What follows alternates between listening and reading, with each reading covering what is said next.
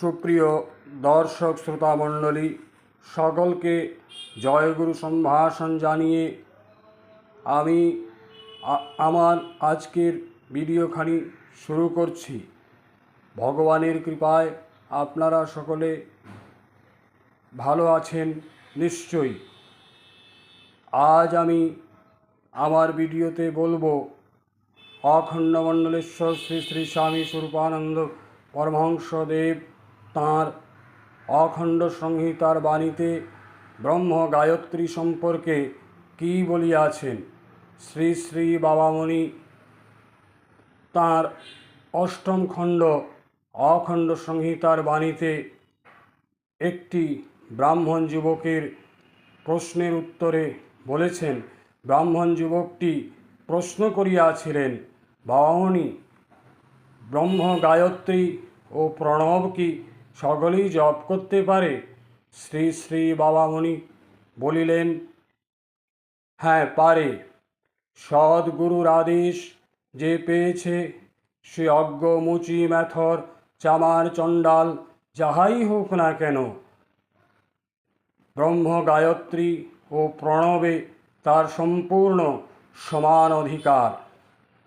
ওই খণ্ডেই আরেকটি জায়গায় শ্রী শ্রী বাবামণি ব্রহ্ম গায়ত্রী মহামন্ত্রের মহিমা কীর্তন করিতে গিয়া বলিয়াছেন, আমি যদি শতজন্ম বসিয়াও ব্রহ্ম গায়ত্রী মহামন্ত্রের মহিমা বর্ণনা করি, তাহা হইলে উহা বলিয়া আমি শেষ করিতে পারিব না।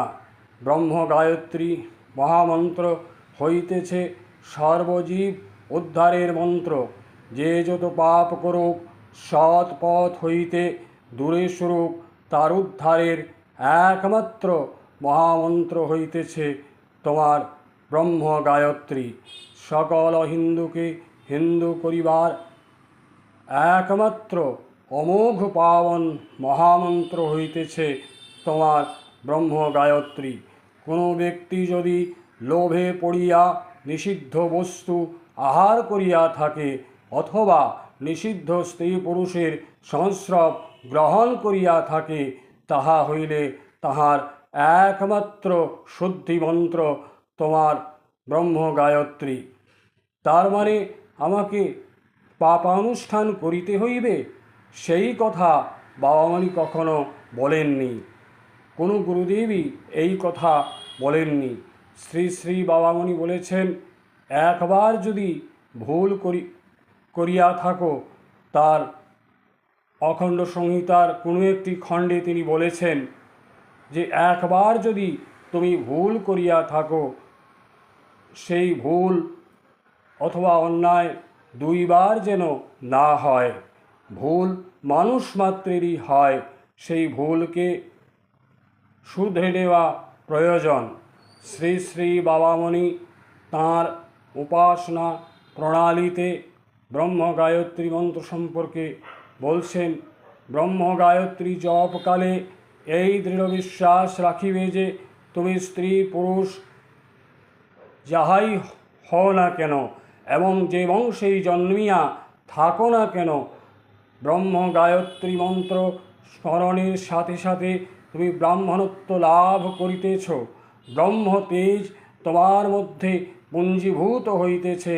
ব্যাস বশিষ্ঠ তপসিদ্ধ ঋষিদিগের সামর্থ্য তোমার মধ্যে পুঞ্জীভূত হইতেছে। বন্ধনীর মধ্যে লিপিবদ্ধ করে শ্রী শ্রী বাবামণি লিখেছেন, সর্বদা মনে রাখিও স্বরূপানন্দ সন্তানের ব্রাহ্মণ ব্যতীত অপর কোনো জাতি নাই। বন্ধুগণ, যে ভগবানকে ভালোবাসে সেই ব্রাহ্মণ, যে ভগবানকে ভালোবাসে না সে কি করে ব্রাহ্মণ হইতে পারে? আমি আজকে আবার পরম গুরু শ্রী শ্রী বাবামণির বাণী নিয়ে কিছু কথা বললাম। শ্রী শ্রী বাবামণির বাণী অখণ্ড সংহিতা হচ্ছে ওনার বাগ্ময়ী মূর্তি। অখণ্ড সংহিতা পাঠকালে এমন মনে হয় অখণ্ডগণ যেন শ্রী শ্রী বাবামণির সঙ্গে কথা বলিতেছেন। যেমনভাবে শ্রী শ্রী বাবামণি যখন শ্রীদেহে বিদ্যমান ছিলেন, তখন যেরকমভাবে আমরা শ্রী শ্রী বাবামণির সহিত কথা বলিতাম, ঠিক সেইভাবে যেন শ্রী শ্রী বাবামণির সহিত আমরা কথা কইতেছি এবং তিনি আমাদের সকল প্রশ্নের উত্তর দিতেছেন। বন্ধুগণ, আমি বাবামণির কথা কিছু আপনাদের কাছে ব্যক্ত করলাম। ইহা একটি দুঃসাধ্য ব্যাপার।